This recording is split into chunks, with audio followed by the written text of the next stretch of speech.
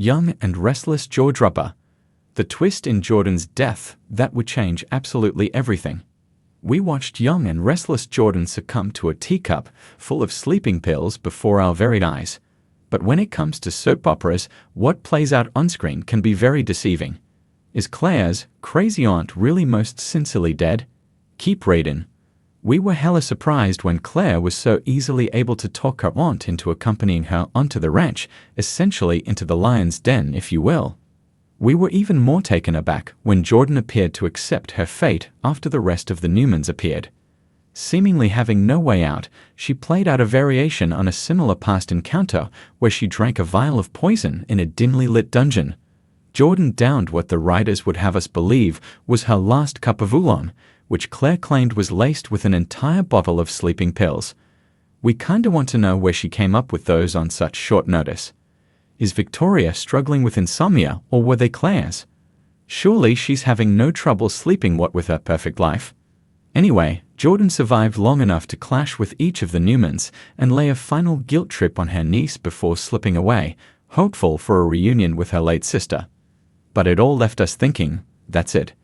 As pointed out in this week's soapbox, it all felt a little anticlimactic. Perhaps there's a reason for that. As one Young and Restless fan observed on social media, there were lines in the dialogue leading up to the death that suggest a twist could be in the cards.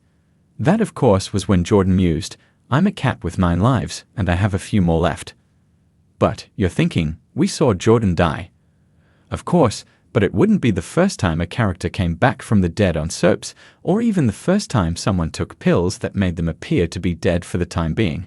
If you don't believe us, just ask Phyllis, who faked her own death in this manner not so long ago. In this case, Jordan had no control over the situation, so she's not faking her own death, unless she conspired with Claire to play out this charade for the Newmans' benefit. Did Claire, in the end, have a soft spot for her aunt big enough to help her get out of town?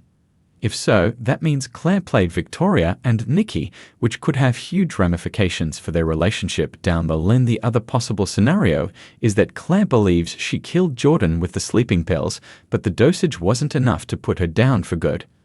Victor declared, "That is the end," and she was covered with a blanket. This means there's every chance she's just in a deep sleep.